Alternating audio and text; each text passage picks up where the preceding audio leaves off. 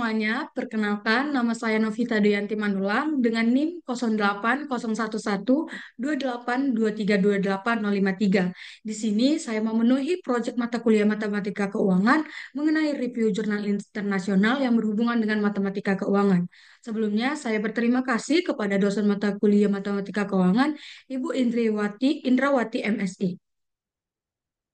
Jadi, identitas dari jurnal yang saya review yang berjudul Lectures on Financial Mathematics, Discrete Asset Pricing. Penulisnya ada G. Anderson dan A. Kerseval. Reviewernya ada Philip Proter dengan jurnal Quantitative Finance. Lain sebagainya bisa dibaca pada slide berikut. Adapun topik materi di sini saya mengambil ada 6 topik. Yang pertama adalah pendekatan sederhana dalam matematika keuangan. Jurnal ini menyoroti keberhasilan penulis dalam menyederhanakan konsep-konsep kompleks dalam matematika keuangan. Mereka memilih untuk fokus pada penetapan harga derivatif dalam konteks waktu diskrit dan ruang probabilitas terbatas.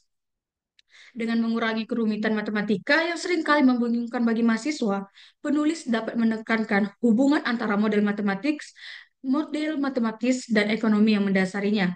Ini memungkinkan mahasiswa untuk lebih mudah memahami bagaimana teori diterapkan dalam praktik. Topik yang kedua adalah pentingnya model resiko nol. Model resiko nol memungkinkan perhitungan harga derivatif dengan cara yang tidak bergantung pada probabilitas nyata, tetapi menggunakan ukuran probabilitas yang disesuaikan. Ini membantu mahasiswa memahami bagaimana harga derivatif dapat ditentukan tanpa harus mengetahui semua variabel yang terlibat, serta menghubungkan konsep arbitras dengan ukuran resiko nol, yang merupakan ide sentral dalam matematika keuangan. Konsep konsep model resiko nol adalah salah satu ide kunci dalam penetapan harga derivatif. Dalam pasar yang lengkap, penulis menjelaskan bagaimana strategi perdagangan dapat direplikasi.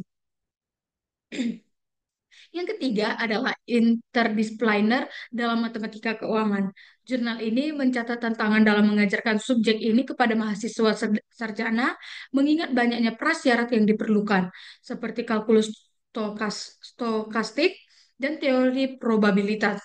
Penulis menunjukkan bahwa meskipun ada dukungan untuk penelitian dan pengajaran interdisipliner, seringkali ada batasan yang membuat mahasiswa kesulitan untuk mengakses materi yang lebih kompleks.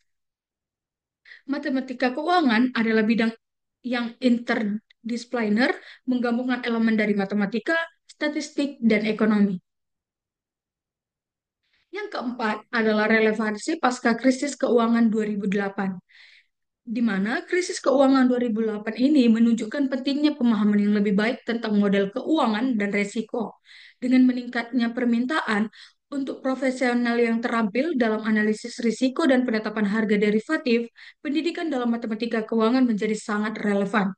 Hal ini juga menciptakan peluang bagi institusi pendidikan untuk mengembangkan kurikulum yang lebih baik dan lebih relevan dengan kebutuhan industri.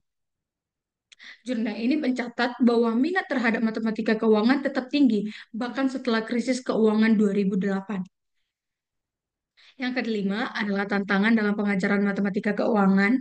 Jurnal ini juga membahas tantangan yang dihadapi dalam mengajarkan matematika keuangan kepada mahasiswa sarjana. Mengingat banyaknya konsep yang harus dikuasai, termasuk probabilitas, statistik, kalkulus stokastik, pengajar harus menemukan cara untuk menyampaikan materi dengan cara yang menarik dan mudah dipahami. Penulis menyarankan bahwa dengan membatasi fokus pada subset kecil dari topik dan menyajikannya dengan cara yang sederhana, pengajar dapat meningkatkan kemungkinan transfer pengetahuan yang sukses kepada mahasiswa. Yang keenam adalah kontribusi terhadap pendidikan matematika keuangan. Buku ini berkontribusi pada pengembangan pendidikan matematika keuangan dengan menyediakan pendekatan yang lebih mudah diakses.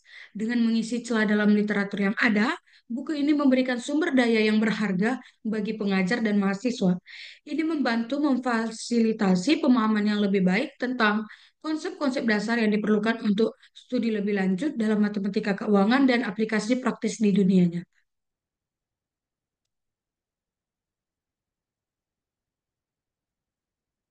Kesimpulan dari review jurnal internasional ini adalah, secara keseluruhan, jurnal ini menekankan bahwa buku Lecture on Financial Mathematics, Discrete Asset Pricing memberikan kontribusi signifikan terhadap pendidikan matematika keuangan dengan menyediakan pendekatan yang lebih mudah diakses dan relevan bagi mahasiswa, serta menyoroti pentingnya pemahaman yang mendalam tentang konsep-konsep dasar dalam bidang ini.